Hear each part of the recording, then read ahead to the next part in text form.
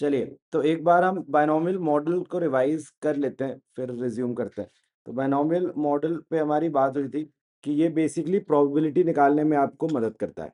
आपके पास अभी का शेयर प्राइस गिवन होगा, फिर आपको गिवन होगा 1 महीने, 6 महीने, 1 साल के बाद ये शेयर प्राइसेज़ एक्सपेक्टेड है। तो आप इस तरीके से बायनॉमियल ट्री बना लेंगे अपना, जहाँ पे आप अभी का प्राइस लिख देंगे यहाँ पे और जो भी आगे के प्राइसेज़ लिख देंगे यहाँ पे। किसी एक को मान लेंगे P तो दूसरे को मान लेंगे 1 माइनस P, 1 हाँ जी। अब इसके बाद तो आपकी एक्सपेक्टेड वैल्यू हो गई 700P इंटू 450 1 माइनस P। ऐसे ही करते हैं आप जब भी आपको कुछ फिगर्स और प्रोबेबिलिटी वगैरह गिवन होते हैं। तो 700P plus 450 into 1 minus P।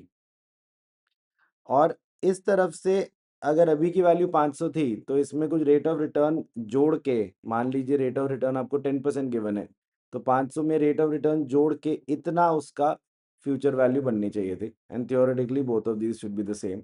इसके थ्रू आपने प्रोबेबिलिटी निकाली थी। फिर हमने कंटिन्यूस कंपाउंडिंग के अराउंड भी बात की थी कि हम 1 plus r to the power n इस टाइप की जो चीज़ें कर रहे होते हैं, उसकी जगह आप उसे E to the power R T से रिप्लेस कर रहे होते हैं, where R is the rate and T is the time.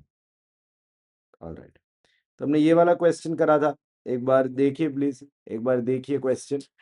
ये वाला क्वेश्चन क्या था, इसमें प्रोबेबिलिटी और कंटिन्यूस कंपाउंडिंग दोनों की दोनों बातें देखिए प्लीज। हाँ जी, तो क्या था क्वेश्चन में? क्वेश्चन में अभी शेयर का प्राइस था 421। एक महीने के बाद प्राइजेस होंगे आपके 592 या 411। तो एक की प्रोबेबिलिटी मान लेते हैं P, तो दूसरे की मान लेते हैं 1 माइनस P। तो 592P and 411 into 1 minus P, ये आपके एक महीने बाद की वैल्यूज हो गई।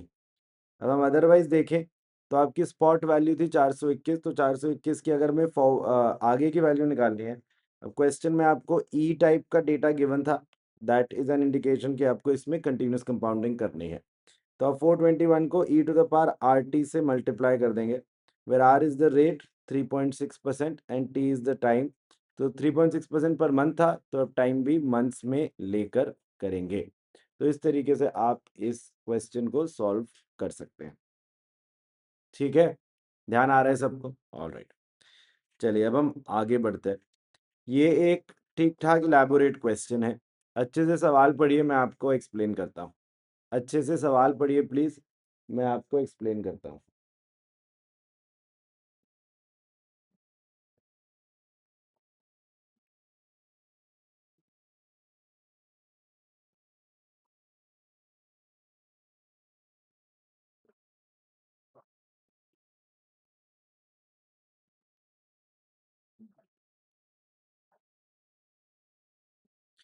Consider a 2-year call option with strike price of 50 on stock currently at ₹50। तो कोई स्टॉक है जिसका प्रेजेंट प्राइस 50 रुपीज है, कोई 2 साल की बात हो रही है। Okay, 2 time periods of 1 year each, stock can move up or down by 20%।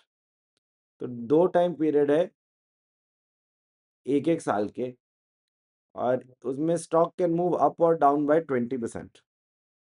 तो आप समझिए, अभी स्टॉक है 50 रुपए का। एक साल में या तो 20% बढ़ सकता है या तो 20% घट सकता है। 20% बढ़ेगा तो पहुंच जाएगा 60 पे, और 20% घटेगा तो पहुंच जाएगा 40 पे। अब ये तो एक साल हुआ।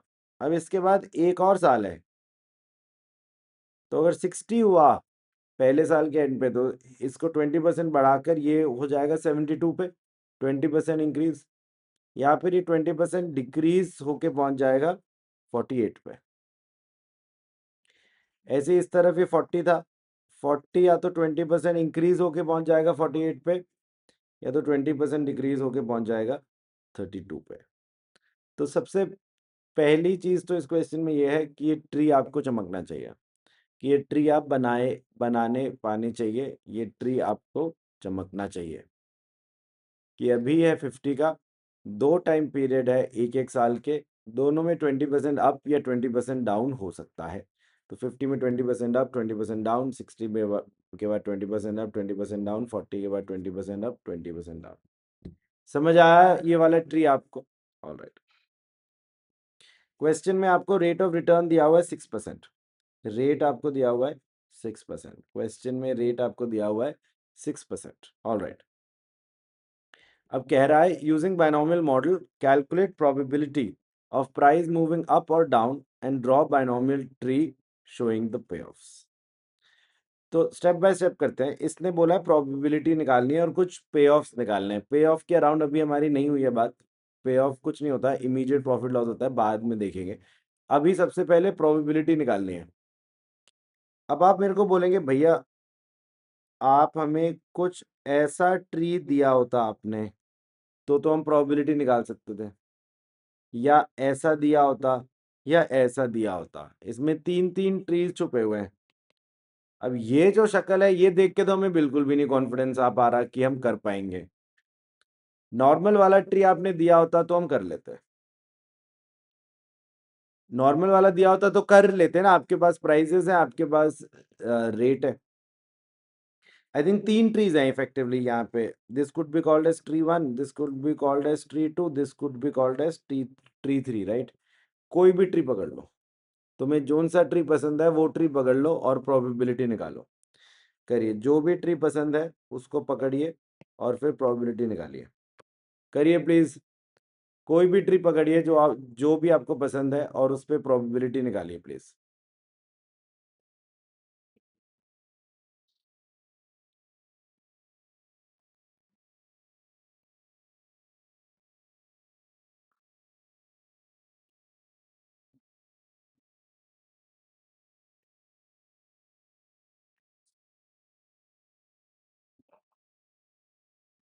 हाँ जी, तो आप कोई सा भी ट्री पकड़िए।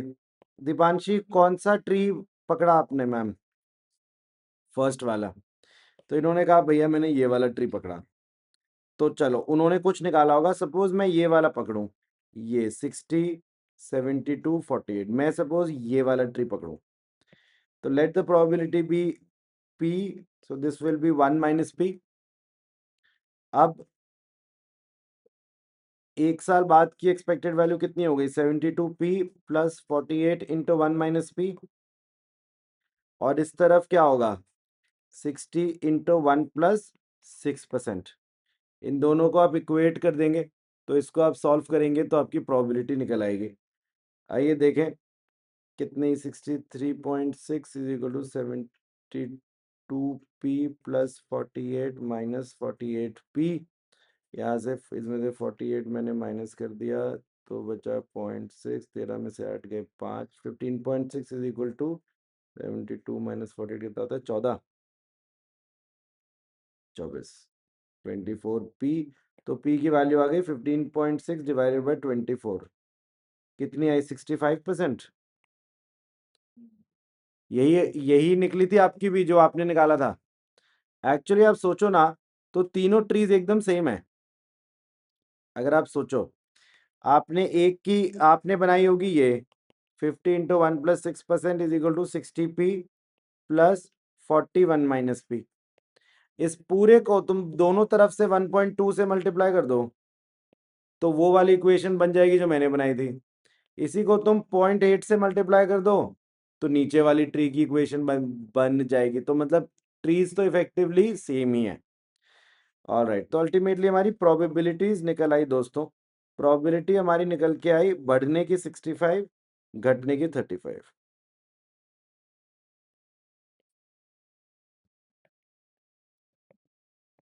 ये हमारी प्रोबेबिलिटीज निकल आई। ये हमारी प्रोबेबिलिटीज निकल आई। अब इसने क्या पूछा था आगे? इसने बोला था कि एक कॉल ऑप्शन है। इसने बोला था कि क्वेश्चन में एक कॉल ऑप्शन है। कॉल ऑप्शन समझते हैं, ऑप्शन टू बाय। तो क्वेश्चन में कॉल ऑप्शन है कितने स्ट्राइक प्राइस पे? 50 के स्ट्राइक प्राइस पे। 50 के स्ट्राइक प्राइस पर एक कॉल ऑप्शन है और आपको हर एक केस में पे ऑफ निकाल के बताना है। हर एक केस में पे ऑफ निकाल के बताना है। पे ऑफ मतलब कि अगर किसी ने ये ऑप्शन खरीद रखा है तो उसको कितना फायदा, कितना नुकसान, क्या होगा। पे ऑफ इफेक्टिवली बोलते हैं इमीडिएट प्रॉफिट लॉस को। जैसा कि मैंने कल भी बताया था, वैल्यू ऑफ ऑप्शन, पे ऑफ ऑप्शन इफेक्टिवली बोलते हैं इमीडिएट प्रॉफिट एंड लॉस को। तो अगर 72 हो गया, अगर 72 हो गया, यहाँ खड़े हो तुम, मान लो लाइफ में यहाँ पे तुम यहाँ खड़े हो और तुम्हारे पास एक कॉल ऑप्शन है विद स्ट्राइक प्राइस ऑफ 50, तो उस कॉल ऑप्शन से खुश हो गए या दुखी हो गए? खुश हो गए, क्योंकि ऐसी चीज जो मार्केट में 72 की है, तुम्हारे पास एक ऑप्शन है सिर्फ 50 में खरीदने का, तो तुम्हें कितना इससे फायदा होगा? 22 रुपीज। तो इसका पे ऑफ यहाँ पर हो जाएगा 22 रुपीज। ये बहुत ही स्टैंडर्ड प्रेजेंटेशन होती है, आप भी इस तरीके से कर सकते हैं एग्जाम में। हर एक नोट पे जो पे ऑफ है वो आप इस तरीके से लिख के गोले में दिखा सकते हैं। तो 72 हो गया, तो आपका पे ऑफ हो गया इधर 22। आई होप आप लोगों को पे ऑफ ये वाला समझ में आया। It is simply the profit which you got by having the call option at 50। Share price market में पहुंच गया था 72 पे, आप खरीद सकते थे उसको 50 पे, इसलिए आपको 22 का प्रॉफिट हो गया। अगर आप 48 पे खड़े होंगे तो क्या होगा? बताइए प्रथम, 48 पे खड़े खड़े होंगे तो we will not exercise the option, क्योंकि कोई पॉइंट नहीं है ऐसी चीज जो मार्केट में 48 की हम क्यों खरीदे 50 में। तो यहाँ पे हमारी पे ऑफ हो जाएगा 0, और यहाँ भी हमारा पे ऑफ हो जाएगा 0। अगर मैं नीचे इस वाले 40 की बात करूं, आई थिंक यहाँ पे भी 0 ही होगा। मैं अभी भी एक्सरसाइज नहीं करूंगा, और 1 साल बाद भी कोई फायदा होता हुआ नहीं दिख रहा। ऐसा भी दिखे चल यार अभी फायदा नहीं है, लेकिन यार 1 साल इंतजार कर ले, बाद में फायदा है, ऐसा भी कोई फायदा यहाँ पे नहीं दिख रहा। तो यहाँ पे आपका आंसर इफेक्टिवली 0 बन जाएगा। यहाँ पे आपका आंसर इफेक्टिवली 0 बन जाएगा। जो सोचने वाला पार्ट है ऑनेस्टली वो ये वाला पार्ट है। ये जो 60 लिखा हुआ है ना, ये एक सोचने वाली जगह है, कंसेप्चुअल जगह है। इसको ध्यान से समझने का ट्राई करना दोस्तों। जब आप यहाँ पे खड़े हो 60 पे, आपको आपके मन में शायद आंसर हो 10, कि ऐसी चीज जो मार्केट में 60 की है मैं 50 में खरीद सकता हूँ, मेरे को 10 का फायदा हो गया। तो एक ऑप्शन जरूर है 10, लेकिन एक और ऑप्शन है क्या? 1 साल इंतजार कर लो। तुम्हें थोड़ी सी दूरदृष्टि भी रखनी है।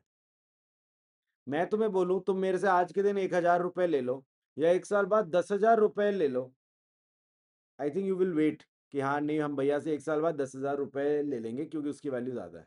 सेम लॉजिक इधर भी लगाना है। तुम इमीडिएटली अगर एक्सरसाइज करते हो तो 10 10 रुपए मिलेंगे, इसमें कोई डाउट नहीं है।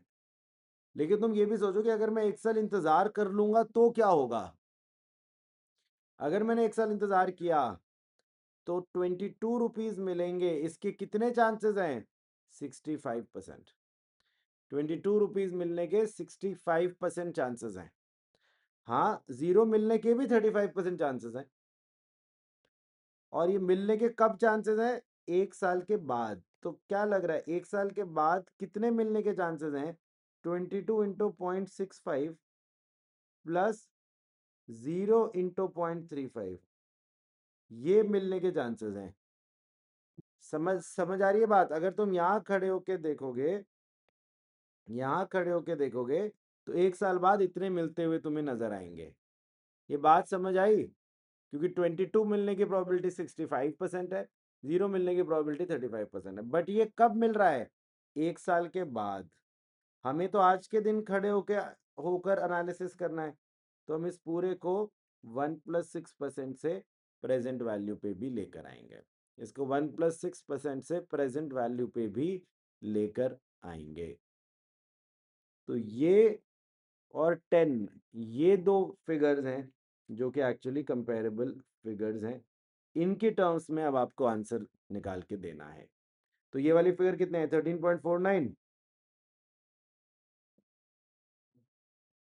तो 10 versus 13.49, whichever is higher, वो आप यहाँ पर इफेक्टिवली लगाएंगे, विच इज 13.49।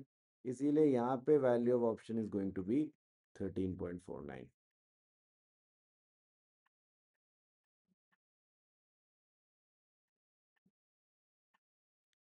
समझ आया ये?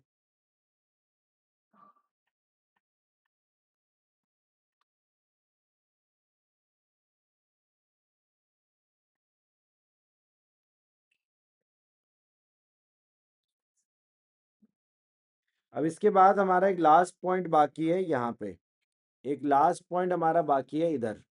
यहाँ पे खड़े होके हम क्या सोचेंगे? यहाँ पे खड़े होकर अगर इमीडिएटली एक्सरसाइज करेंगे तो कोई प्रॉफिट वगैरह है नहीं। ऐसी चीज जो मार्केट में 50 की है, आप 50 में ही खरीद पाएंगे, तो उसका तो ऐसा कोई बेनिफिट आपको नहीं है।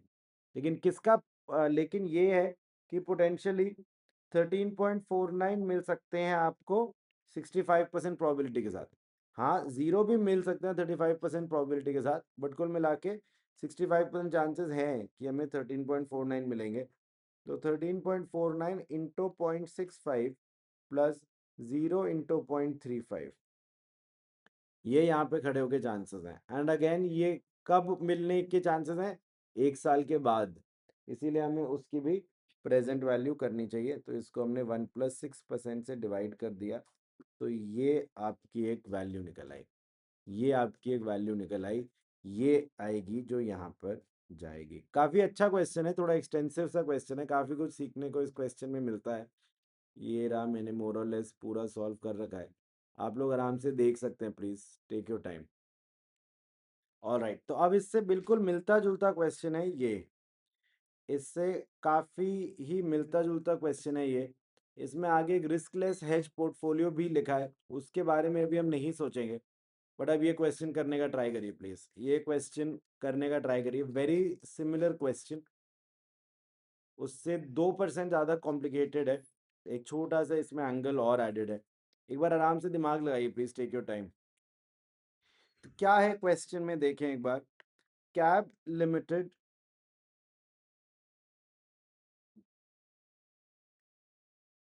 ओके, तो इन्होंने ओके शॉर्ट में लिखा हुआ है। करंट प्राइस है 30, करंट प्राइस है 30, आई थिंक 6 मंथ्स के कुछ पीरियड्स हैं। करंट प्राइस है 30, ये हो सकता है 33 या 27। 33 के बाद हो सकता है 36.3 या 29.7। 27 से हो सकता है या तो 29.7 या 24.3। तो ये ट्री है, that this is the original tree. और आपके ये 6-6 महीने के पीरियड है, पिछली बारी ये 1-1 साल के पीरियड से, अब ये 6-6 महीने के पीरियड है, just to keep in mind. आपके पास ऑप्शन है, स्ट्राइक प्राइस 28 का, risk free rate 5% per annum है। तो अब हमें प्रोबेबिलिटी निकालनी है, प्रोबेबिलिटी निकालनी है। क्या ये ट्री थोड़ा सिमेट्रिकल सा लग रहा है? आप ऐसे सोचिए, यहाँ पे 30 पे 30 से देखना आसान है, या तो 10% बढ़ रहा है या तो 10% घट रहा है। अब एक बार चेक कर लो, 33 से अगर 10% बढ़ता तो इतना ही आता क्या? और अगर 10% कम होता तब भी इतना ही आता क्या? यस। ऐसे 27 से 10% बढ़ता तो इतना ही आता क्या? यस। और 10% घटता तो इतना ही आता क्या? यस। तो मतलब ये भी एक सिमेट्रिकल सा ट्री है। तुम कोई भी ट्री उठा के प्रोबेबिलिटी निकाल सकते हो, कोई भी ट्री उठा के प्रोबेबिलिटी निकाल सकते हो। निकालिए प्लीज, प्रोबेबिलिटी निकालिए, प्रोबेबिलिटी निकालिए please, take your time, probability निकालिए। कैसे करेंगे? एक को 1 - p एज्यूम कर लिया, तो क्या बन गया? 33p plus 27 1 - p, and this should be equal to what? This should be equal to 30 into 1 plus 5% या 5% into 1/2? 5% into 1/2, बिकॉज 6 मंथ्स की ही बात है। इसके थ्रू आप इजीली प्रोबेबिलिटी निकाल पाएंगे। निकालिए प्लीज, निकालिए प्लीज, टेक योर टाइम, निकालिए, समझिए प्लीज।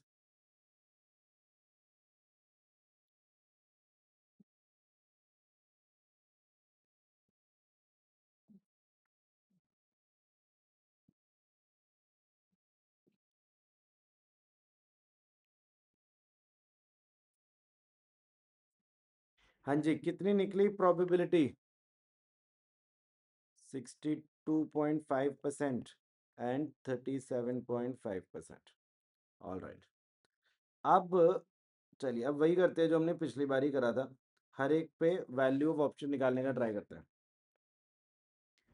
तो मान लीजिए आप यहाँ पे खड़े हैं लाइफ में, और आपके पास एक कॉल ऑप्शन है, स्ट्राइक प्राइस ऑफ 28।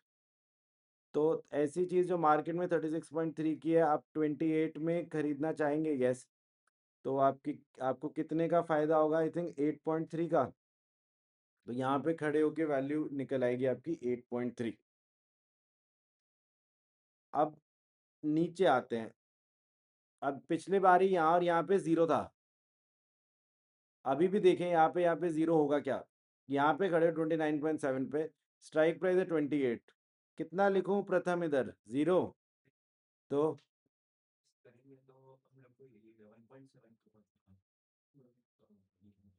हाँ, तो हम एक्सरसाइज करेंगे क्योंकि हमको यहाँ पे पोटेंशियली फायदा है। ऐसी चीज जो मार्केट में 29.7 की है, क्या हम 28 में खरीदना चाहेंगे? यस। और हमें 1.7 का इस केस में पोटेंशियली गेन होगा। हाँ, 24.3 हो जाएगा तो हमें कोई वैल्यू नहीं है, तो इसकी वैल्यू इफेक्टिवली बन जाएगी 0।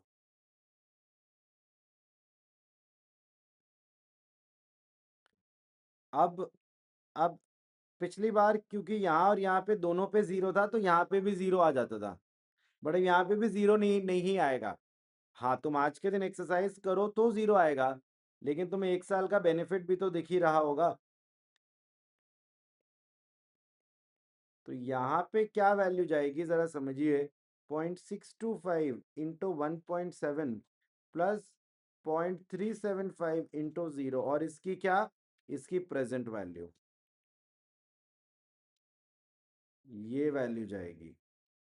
ये वाली वैल्यू यहाँ पे जाएगी। समझ आ रहा है सबको? दिस वर्सेस 0, दिस वर्सेस 0, तो ऑब्वियसली ये वाला नंबर बड़ा है बिकॉज एक पॉजिटिव नंबर है। That will be the answer जो यहाँ पे जाएगा 27 पे। कितना निकला ये? 1.036।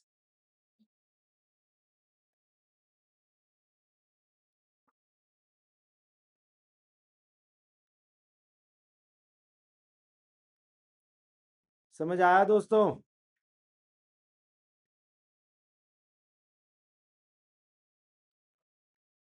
ऊपर वाला करें, ऊपर वाला तो आई थिंक वैसे ही हो जाएगा जैसे हमने अदरवाइज किया था। एक तो वैल्यू हो गई 5, अगर हम इमीडिएटली एक्सरसाइज करते हैं तो 5 हो गया। ऐसी चीज जो मार्केट में 33 की है, वी कैन बाय फॉर 28, तो 5 का फायदा हो गया। Versus versus 8.3 into 0.625 plus 1.7 into 0.375 divided by 1 plus 5% into half.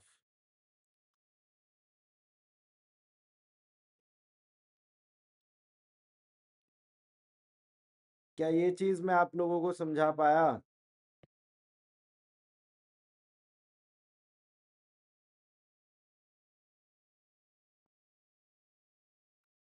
कौन सी वैल्यू बड़ी आ रही है दोस्तों जो निकाली है? कितनी? 5.68। तो यहाँ पे इसकी वैल्यू हो जाएगी 5.68। अब अल्टीमेटली आपको यहाँ पे वैल्यू निकालनी है, तो वो क्या हो जाएगी? या तो 2 हो जाएगी वर्सेस 0.625 इंटू 5.68 प्लस 0.375 इंटू 1.036, और इस पूरे की 1 प्लस 5% इंटू हाफ। इनमें से जो बड़ा होगा वो वैल्यू यहाँ पे जाएगी।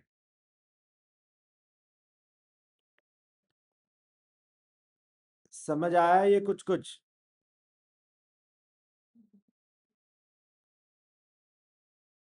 ये देखिए प्लीज, अच्छा क्वेश्चन है ये, हमने स्टेप बाय स्टेप सॉल्व करा है, एक बार देखिए अच्छे से प्लीज। ऑल राइट, तो इस तरीके से दोस्तों हमारा ना ऑप्शंस वाला पोर्शन मोर और लेस समाप्त होता है। हमारा ऑप्शंस वाला पोर्शन मोर और लेस समाप्त होता है। तो इस ये वाले क्वेश्चंस ऑप्शंस वाले क्वेश्चंस है, एक आध और क्वेश्चन है, ठीक है, we will do them later, but hopefully आप लोगों को एक आइडिया लगा। प्लीज इनको अच्छे से साथ में रिवाइज करिएगा। अब आइए, अब हम एक नेक्स्ट सब टॉपिक डिस्कस करते हैं। This is a topic which I like to call as theoretical future value. This is a topic which I like to call as theoretical future value.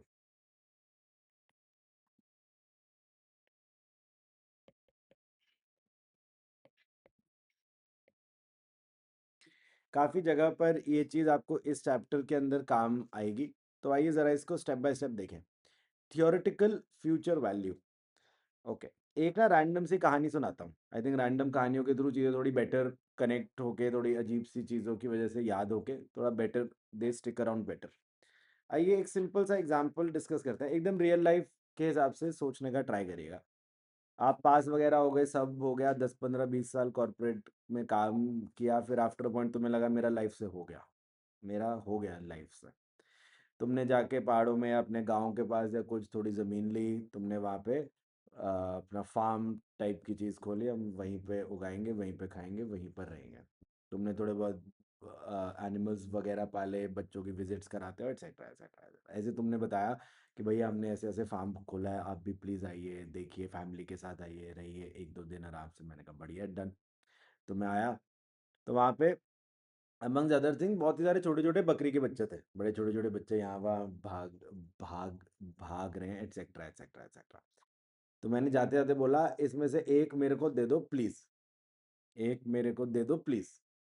तुमने बोला हाँ भैया, सभी कुछ आपका है, पूरा फार्म आपका, ले लो, आपको जो भी चाहिए। मैंने कहा नहीं नहीं, ऐसे नहीं, ऐसे नहीं। फिर हमने थोड़ी देर नहीं नहीं नहीं नहीं नहीं नहीं नहीं नहीं ऐसे ऐसे बात करी।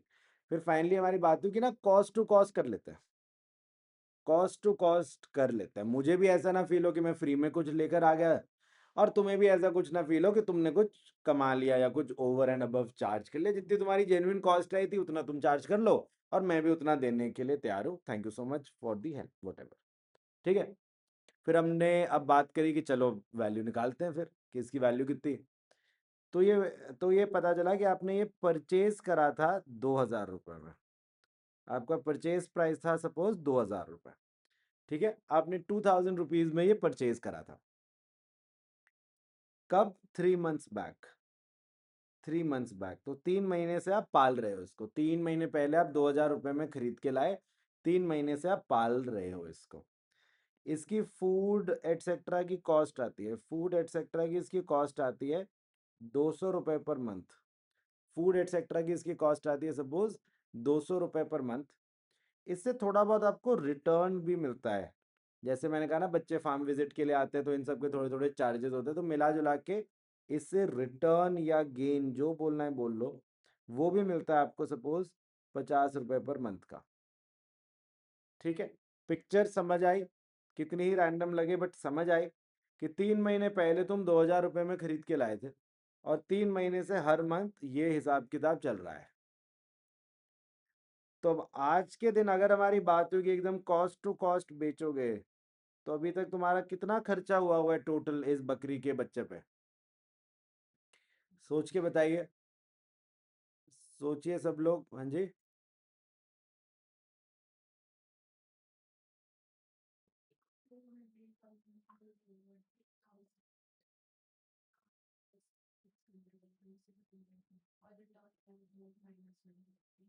तो 2,450, 2,450 बिल्कुल सही जवाब, थैंक यू सो मच। 2,450 आपने 2,000 रुपये का खरीदा था, तो वो भी आपकी कॉस्ट है। 3 महीने तक आपको 200 रुपये की कॉस्ट पड़ी, 50 रुपये का रिटर्न भी आया। चाहे यहीं पे नेट कर दो, तो यहीं पे अगर, या चलो पूरा पूरा कर दो, तो 2,000 रुपये का तो खरीदा था, तो वो मेरी कॉस्ट का पार्ट है। प्लस आप बोलोगे भैया 3 महीने तक इसको 200 रुपये का खाना भी तो खिलाया है, तो 600 रुपये ये मेरी कॉस्ट में ऐड हो गया। हाँ, 50 रुपये का मेरे को 3 महीने तक रिटर्न भी मिला है, तो ये माइनस भी हो गया। तो आंसर विल बी 2,450, बिल्कुल सही जवाब। या चाहो तो इनको यहीं पे नेट भी कर सकते हो। इसको ही सीधा बोल दो कि इफेक्टिवली आपकी कॉस्ट आ रही है 150 पर मंथ। इफेक्टिवली आपकी कॉस्ट आ रही है 150 पर मंथ। तो आपको 2,000 रुपये का वैसे था, 3 महीने हुए हैं, 150 × 3, तो ये हो गया 2,450। इसमें किसी को कुछ कंफ्यूजन है तो मेरे से पूछिए। हाँ जी, तो आपकी इफेक्टिवली इसकी वैल्यू हो गई 3 महीने बाद की 2,450। अब ये क्या बता रहा हूँ मैं इफेक्टिवली? अब तुम ऐसे सोचो कि अगर तुम जिस दिन खरीदा था वहां खड़े होते, तो वहां खड़े होके तुमने इफेक्टिवली 1 2 3 3 महीने बाद की इसकी वैल्यू निकाल ली।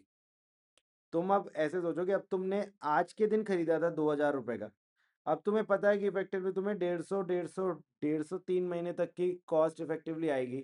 तो टोटल कॉस्ट कितनी हो गई आपकी 2450। तो ये इफेक्टिवली कहीं ना कहीं एक फ्यूचर वैल्यू हो गई इसके, कि यार कोई चीज फ्यूचर में वैल्यू उसकी कितनी होगी, जितने में मैं खरीद रहा हूं आज, प्लस जो जो मेरी इस पे कॉस्ट इनकर होगी, माइनस जो जो इस पे मेरे को रिटर्न आएगा।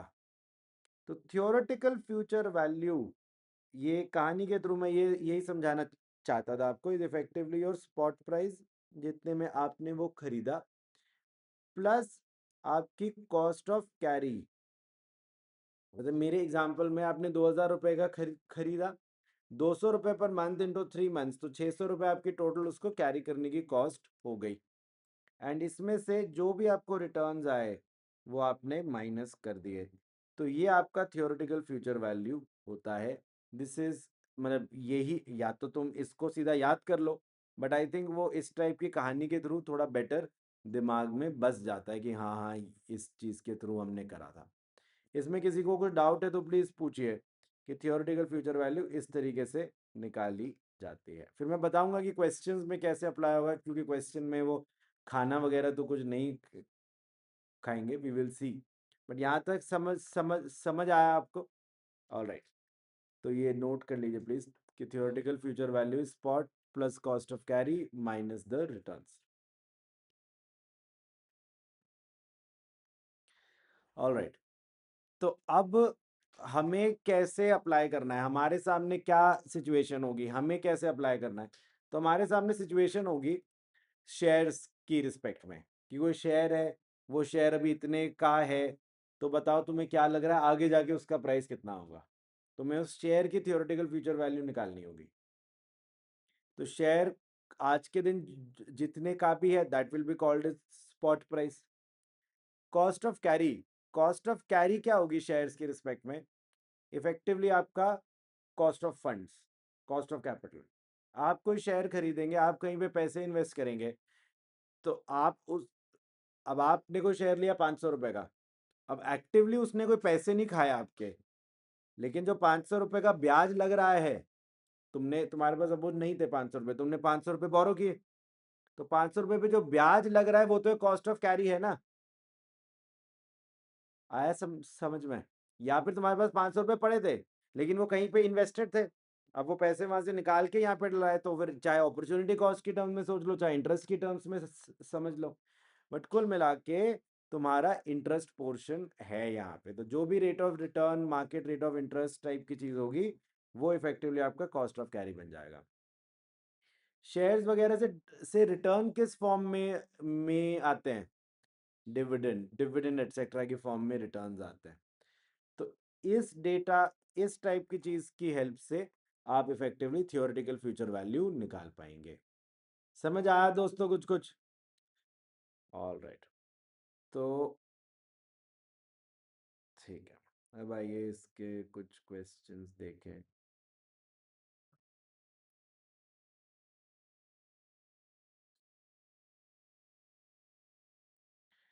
Slightly on the complicated side, ऐसा कोई कॉम्प्लिकेटेड नहीं है, ठीक है। एक बार सवाल पढ़िए प्लीज, फिर हम डिस्कस करते हैं। सवाल पढ़िए प्लीज, फिर हम डिस्कस करते हैं।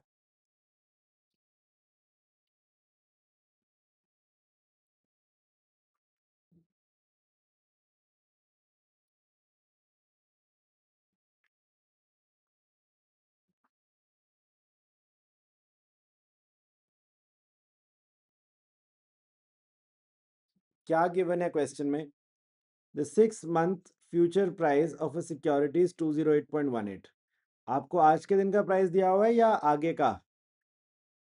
आगे का। तो आपको ऑलरेडी फ्यूचर वैल्यू गिवन है, तो not the best question to start with, but ठीक है। आपको ऑलरेडी फ्यूचर प्राइस गिवन है, okay. Borrowing rate is 8% per annum payable with monthly rest.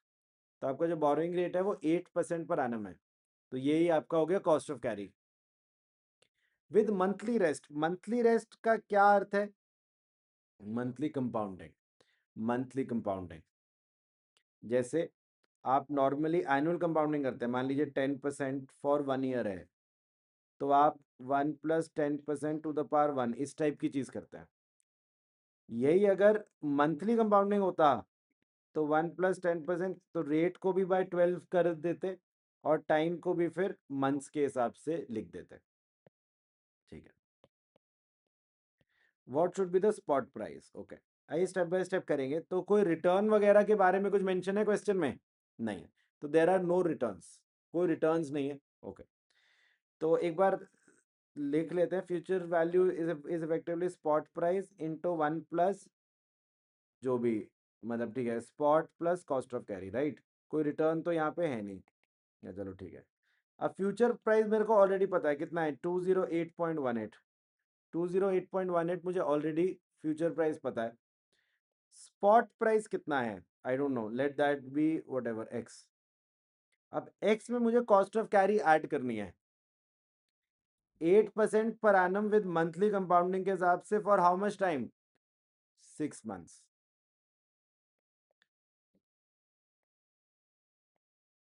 तो ये चीज आप समझते हैं, ये एक्सप्रेशन जो मैंने लिखा है ये आप समझते हैं। इफेक्टिवली जो रेट है उसको मंथ्स में कन्वर्ट कर लिया जाता है। तो 8% पर एनम था, तो उसको बाय 12 कर दिया, तो वो 8% बाय 12 होके पर मंथ रेट हो गया। और ऊपर जो टाइम लिखा जाता है फिर वो भी मंथ्स में लिखा जाता है, क्योंकि 6 मंथ्स का टाइम है इसीलिए 6 लिख दिया गया। आ रहा है समझ में दोस्तों? अब बस आपको ये सॉल्व करना है, आप सॉल्व कर लेंगे तो आपका आंसर निकल आएगा। ये सॉल्व करना होपफुली आप लोगों को कैल को कैलकुलेटर वगैरह पर आता होगा। मैं एक बार बता दूं जल्दी से, तो आप बेसिकली कर लो 8/1200, 8/1200 है ना।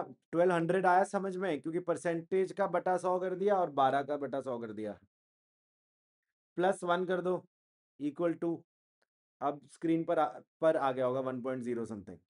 अब तुम्हें इसकी पावर 6 निकालनी है, तो इंटो इक्वल टू, ये स्क्वायर हो गया, इक्वल टू क्यूब 456, वो हो गया। आ रहा है राहुल समझ में? All right. अब इसके बाद काफी बच्चे बेचारे ऐसे करते हैं कि ये जो फिगर आई इसको नहीं डिवाइड करना, इससे डिवाइड करना है। तो बच्चे फिर इसको लिख लेते हैं कहीं रफ में, फिर जाके करते हैं 208.18 डिवाइड बाय दैट। ये मत करो। तुम्हारे पास कैलकुलेटर पर 6 पावर आ गई।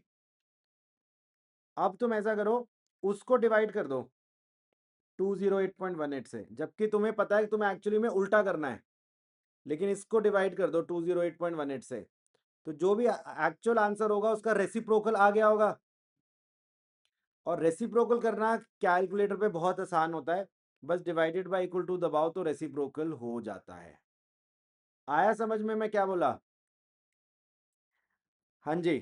तो होपफुली ये वाला क्वेश्चन आपको समझ आया। आपकी स्पॉट वैल्यू निकली होगी 200, आपकी स्पॉट वैल्यू निकली होगी 200। समझ आया सब लोगों को ये question? Theoretical future value basically spot plus cost of carry minus returns.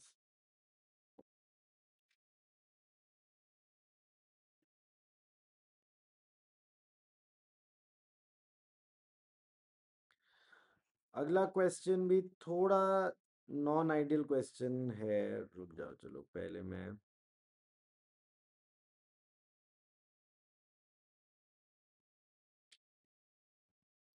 चलो एक बार ये वाले के कुछ पार्ट्स ट्राई करते हैं। एक्चुअली अभी हमने एक दो और जो लिंक चीज़ है वो नहीं डिस्कस कर रखी, बट इट्स ओके। एक बार आराम से सवाल पढ़िए, फिर हम इसके कुछ पार्ट्स डिस्कस करेंगे। पढ़िए प्लीज। आइए देखें क्या है क्वेश्चन। तो इसमें कुछ कुछ बातें जो भी हमने नहीं पढ़ रखी हम आगे और कुछ सब टॉपिक्स के अंदर पढ़ेंगे, बट आइए कुछ पार्ट्स देखें। Mister S G sold 5 4 month Nifty futures on 1 February for 9 lakh. Nifty futures एक प्रकार की सिक्योरिटी होती है। निफ्टी फ्यूचर्स एक प्रकार की सिक्योरिटी होती है, इसके बारे में हम आगे डिस्कस करेंगे। इसने कितने बेचे? 5। तो 4 मंथ क्या है? 4 मंथ्स एक्सपायरी वाले। तो actually technically speaking 4 month Nifty future पूरा का पूरा is the name of the security. ऐसे फ्यूचर्स जो 4 महीने बाद के हैं। ठीक है, कितने बेचे आपने? 5। 5 बेचे 9 लाख के, तो एक कितने का बेचा आपने इफेक्टिवली? 1,80,000 का। 1,80,000 का।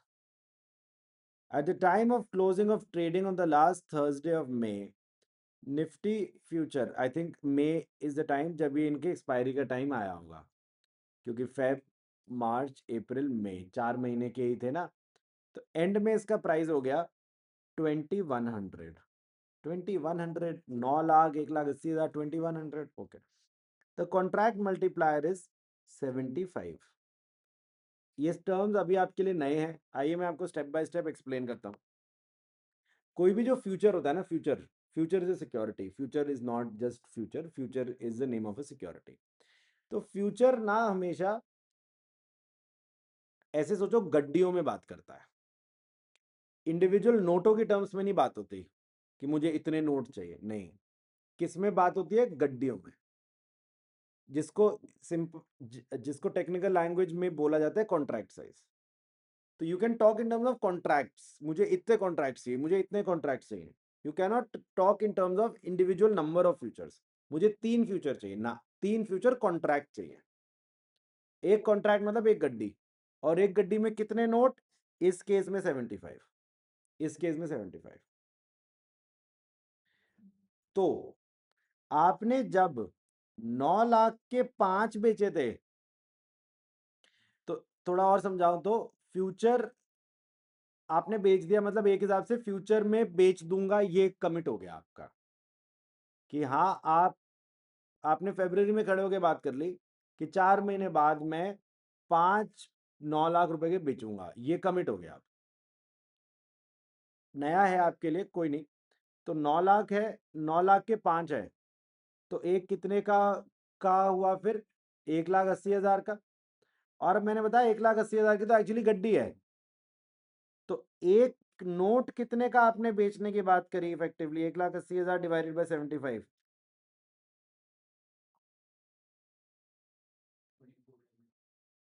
2400। मतलब आपने इफेक्टिवली 2400 में बेचने की बात की थी। क्या ये मैं समझा पाया आपको थोड़ा बहुत? आपने इफेक्टिवली 2400 में बेचने की डील की थी, फेब में खड़े होकर बात करी कि मैं मई में ये 2400 का बेचूंगा, और आगे जाके एक्चुअली में प्राइस हो गया 2100। एक्चुअली में प्राइस हो गया 2100। आपको खुशी होगी या दुख होगा? खुशी होगी, एग्जैक्टली क्योंकि तुमने तो 2400 में बेचने की बात कर रखी है, प्राइस हो गया 2100। तुमने 300 रुपए पर नोट कमा लिए, तुमने 300 रुपए पर नोट कमा लिए। तो तुम्हारा पे of of the transaction actually सबसे पहले ही निकल आएगा यहाँ पे, 300 रुपए पर नोट। और कितने नोट है तुम्हारे? 75 इंटू 5। तो इतने, ये आपका इफेक्टिवली पे ऑफ हो गया। एक बार देखिए, समझिए प्लीज। हाँ जी, समझ आया इधर तक? ओके। और क्या पूछा था इसने? इसने ऊपर पूछा था price of one future contract on 1 फरवरी।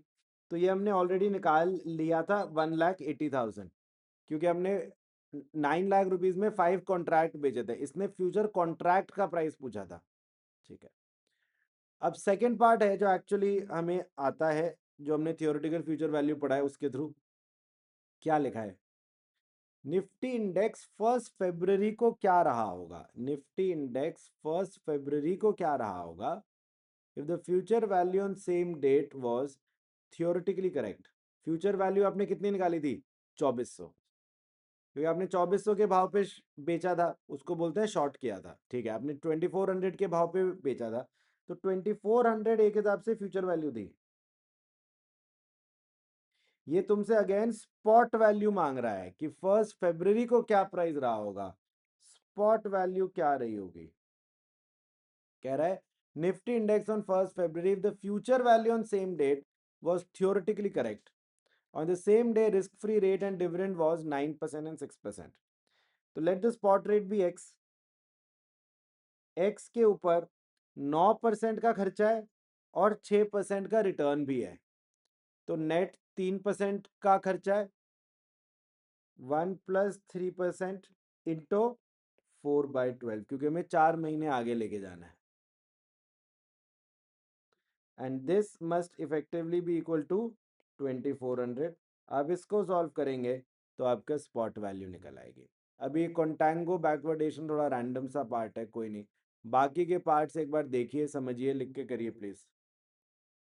हाँ जी, समझ आया होपफुली क्वेश्चन आपको? ऑल राइट, आइए ये वाला क्वेश्चन देखें। ये वाला क्वेश्चन देखें, क्वेश्चन नंबर 4। पढ़िए प्लीज आराम से क्वेश्चन, पढ़िए क्वेश्चन, पढ़िए सिचुएशन देखिए, फिर हम डिस्कस करते हैं। पढ़िए please.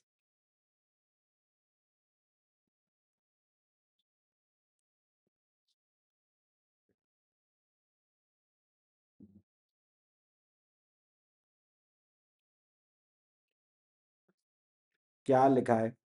A future contract is available on R Limited that pays an annual dividend of rupees 4 and whose stock is currently priced at 125। तो आपको बता रहा है कि कोई शेयर है, उसका करंट प्राइस है रुपीज 125 और उसका एनुअल डिविडेंड है rupees 4। Each future contract calls for delivery of 1000 shares to stock in 1 year। तो वही कॉन्ट्रैक्ट साइज है 1000। Daily marking to market, okay. The corporate treasury bill risk free rate is 8%। Okay, तो I think हमें spot price भी given है, हमें cost of carry भी given है, और हमें एक प्रकार का रिटर्न भी गिवन है। Using the above information calculate theoretical price of one future contract. तो आई थिंक 1 साल बाद की बात हो रही है ना, 1 साल बाद का निकालना है। Yes, 1 year, okay. तो आपका स्पॉट प्राइस था रुपीज 125। इसमें हम लोग कॉस्ट ऑफ कैरी ऐड कर देंगे 8%। तो ये आपका spot plus cost of carry हो गया। रिटर्न हमें अलग से माइनस करना पड़ेगा।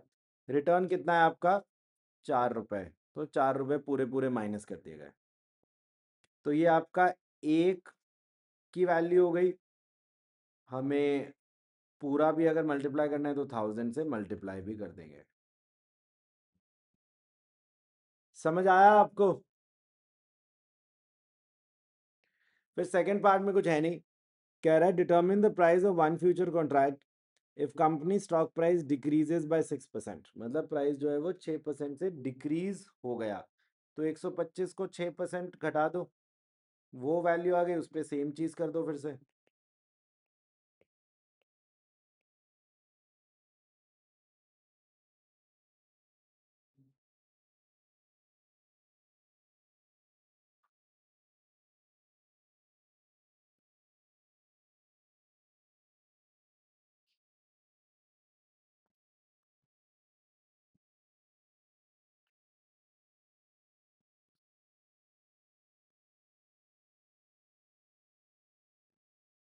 समझ आया कुछ कुछ?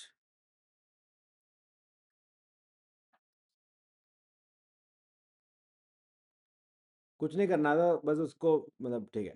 फिर कह रहा है determine the amount of gain और loss as a result of the company stock price decrease for an investor who has a long position in one future contract. तो बेसिकली आपने फर्स्ट, ओके, लॉन्ग पोजीशन मतलब होता है position of buying, short position होता है position of selling. तो आपने first part के बेसिस पे बाय कर रखा था और आगे जाके प्राइस हो गया ये, तो आई थिंक लॉस हुआ होगा क्योंकि कम निकला होगा ना फ्यूचर प्राइस, तो आपको उतने का लॉस निकल आया होगा। आपने ओरिजिनली इस भाव पे खरीदा था और आगे जाके भाव हो गया कम क्योंकि आपका फ्यूचर मतलब आपका प्राइस ही कम हो गया, तो ठीक है। तो ये प्राइस हो गया आपका कम, तो इस वजह से आपका जो भी लॉस हुआ, that is one of your answers. Alright,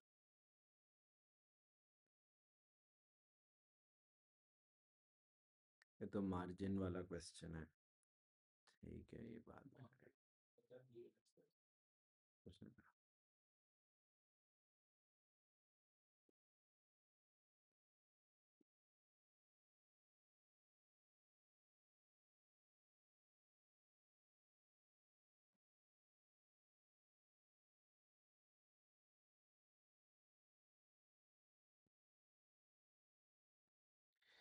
ये वाला पूरा क्वेश्चन नहीं कर सकते हम लोग इसका फर्स्ट पार्ट सॉल्व कर सकते हैं। पढ़िए प्लीज क्वेश्चन, पढ़िए प्लीज क्वेश्चन, इसका फर्स्ट पार्ट हमें सॉल्व करना है। कैसे अप्रोच कर सकते हैं आप लिखा है कंसिडर द फॉलोइंग इन्फॉर्मेशन। आपका बीएससी इंडेक्स है 5000 पे, value of portfolio 10,10,000, risk free rate 9%, dividend yield 6%, beta ये। एक्चुअली ये क्वेश्चन किसी और टॉपिक का है, इसीलिए एक्स्ट्रा इन्फॉर्मेशन गिवन है, अभी आपको उसकी इमीडिएटली टेंशन नहीं लेनी। We assume that a future contract on BSC with 4 months maturity is used to hedge the value of portfolio over the next 3 months। hedging के बारे में अभी हमने कुछ नहीं पढ़ा है। One future contract is for delivery of 50 times the index. आपको price of a future contract निकालना है, तो let us just focus on जो हमको निकालना है। कौन सा फ्यूचर है? ऐसा फ्यूचर जो 4 महीने बाद एक्सपायर होगा, ऐसा फ्यूचर जो कि 4 महीने के बाद एक्सपायर होगा। तो आई थिंक वही फंडा अपनाते हैं, spot plus cost of carry minus return. तो मेरी स्पॉट वैल्यू कितनी? I think 5000। Cost of carry मेरा 9% है और रिटर्न 6%। आई थिंक इनको नेट ही कर लेता हूँ, तो 1 + 3% एंड इंटू 4/12। बस ये आई थिंक 50 कितना है, 5050। हाँ, तो बस ये आपका हो गया, और इसको आप मल्टीप्लाई भी कर दो 50 से, तो वो आपका price of a future contract निकल आएगा। बाकी इसमें हेजिंग वाला है, वो सब हम कल डिस्कस करेंगे, अभी हम सिर्फ फ्यूचर वैल्यू निकालने पे वर्क कर रहे हैं।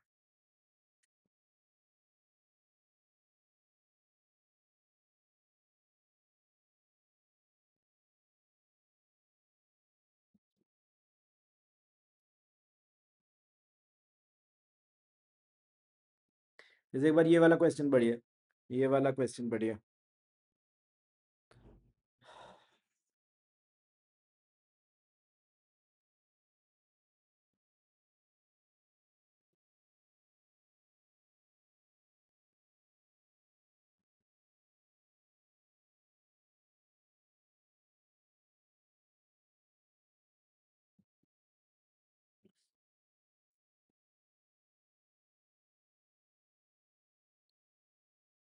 क्या चीज लिखी है क्वेश्चन में? The share of x limited is currently selling for 300। अभी उसका प्राइस है 300।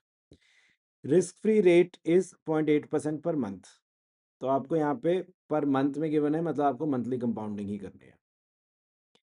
अ 3 month future contract is selling for 312। Already आपको 3 month फ्यूचर का प्राइस भी गिवन है।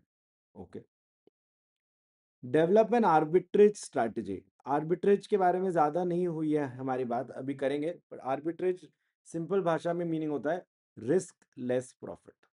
रिस्क लेस प्रॉफिट, जहाँ पे आपको दिखे अरे यार यहाँ पे लेंगे तो ये सस्ता होगा, वहाँ पे महंगा बिक जाएगा, मेरे को गेन होगा। Develop an arbitrage strategy and show what your riskless profit will be 3 months hence, assuming that X Limited will not pay any dividend in the next 3 months। तो पहले हम स्टेप बाय स्टेप करते हैं, पहले हम theoretical future value निकालते हैं। हम थियोरेटिकल फ्यूचर वैल्यू निकालते हैं, हमें एक्चुअल फ्यूचर वैल्यू भी गिवन है, बट हमें और हम थियोरेटिकल फ्यूचर वैल्यू भी निकाल सकते हैं। तो आपका स्पॉट प्राइस कितना है? 300। आपकी कॉस्ट ऑफ कैरी कितनी है? 0.8% per month. For how many months? For 3 months। 1 + 0.8% whole cube. इस तरीके से कर दिया जाएगा, राइट? तो ये आपकी थियोरेटिकल फ्यूचर वैल्यू निकल आएगी, एक बार निकालिए प्लीज। 307.25। I doubt.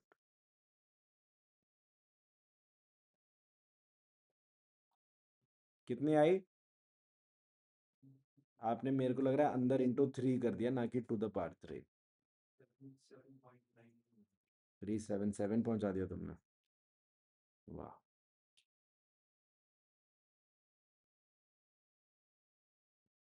कितनी आई दीपांशी वैल्यू? क्या 377 पे कहाँ से पहुंच गए थे आप लोग? अब हुआ क्या ठीक? करिए करिए प्लीज। ऑल राइट, तो अब ये आपकी थियोरेटिकल फ्यूचर वैल्यू है। अब आपको सोचना है कि मतलब इफेक्टिवली मुझे तो ये शेयर 3 महीने बाद 307 का पड़ेगा। यही तो मीनिंग था थियोरेटिकल फ्यूचर वैल्यू का, कि मुझे तो इफेक्टिवली ये शेयर 3 महीने बाद 307 का ही पड़ेगा। और असली में लोग 312 में भी खरीदने को तैयार है 3 महीने के बाद। जैसे वो बकरी का बच्चा था, आपको पता लगा था कि 3 महीने बाद आपको उसकी कॉस्ट 2450 आएगी। अब आपने मार्केट में पता किया कि 3 महीने बड़े बकरी के बच्चे कितने के बिक रहे हैं, पता चला 2530 रुपए के बिक रहे हैं, तुम्हें कॉस्ट पड़ रही है सिर्फ 2450। तो तुम्हें यहाँ पे एक आर्बिट्रेज अपॉर्चुनिटी नजर आएगी। तुम किसी से बात कर लोगे कि भाई मैं 100 बेचूंगा तेरे को, तू खरीदने को तैयार है ना 2530 के भाव पे, मैं तेरे को 100 बेचूंगा। फिर तुम आज के दिन 2000 रुपए के भाव खरीद लाओगे, उनको 200 रुपए पर मंथ का खाना खिलाओगे, 50 महीने पर मंथ का रिटर्न लोगे। इफेक्टिवली तुम्हें कॉस्ट आएगी इतनी, बिकेंगे वो इतने में, 80 रुपए या जितने भी पर बकरी का बच्चा तुम अर्न कर लोगे। सेम लॉजिक आपको यहाँ पे भी लगाना है। आपकी थियोरेटिकल फ्यूचर वैल्यू आई 307.25 और आपका एक्चुअल फ्यूचर बिक रहा है 312 पे। यहाँ पे आर्बिट्रेज अपॉर्चुनिटी है। तो वो कैसे एक्सप्लॉइट करनी है अपनी आर्बिट्रेज अपॉर्चुनिटी, बस इनका डिफरेंस। हाँ, तो आप ऐसा करो, ऐसा मानना होता है कि किसी के पास कोई पैसे वैसे नहीं है, तो 300 रुपये तुम बोरो कर लो। 300 रुपये तुमने बोरो करे, तो 300 रुपये बोरो करे फॉर 3 मंथ्स, और उतने से आज एक शेयर खरीद लो, और फ्यूचर में बोल दो मैं 312 में बेचूंगा। अब जो 3 महीने के लिए जो तुमने बोरो करे वो ब्याज समेत हो जाएंगे 307.25, इतने चुकाने पड़ेंगे तुम्हें, लेकिन 312 में बिक भी जाएगा। तो तुम्हारे पास इसका जो डिफरेंस है that will be your riskless profit. तो आपको ये show what your riskless profit आपको स्टेप बाय स्टेप दिखाना होता है, इतने रुपए बोरो किए वो इतने बन गए, एटसेट्रा एटसेट्रा एटसेट्रा। समझ आया आप लोगों को? समझ आया ये वाला क्वेश्चन? ऑलराइट, तो अभी हम लोग इसको यहीं तक रखते हैं। हमने ऑप्शंस कर लिया था, हमने ये इसके जोड़ जितने भी 4-5-6 क्वेश्चंस करे। कल हम लोग हेजिंग थ्रू फ्यूचर्स वगैरह भी डिस्कस करेंगे, उसमें भी ये फ्यूचर वैल्यू का ओवरऑल काम होगा। तो ये चीज़ कल और अच्छे से हम पैक कर पाएंगे। ठीक है, तो अच्छे से पढ़िएगा। सबकी रिकॉर्डिंग वगैरह उस लिंक पर शेयर्ड है, आप अगर पुरानी नहीं देख पाए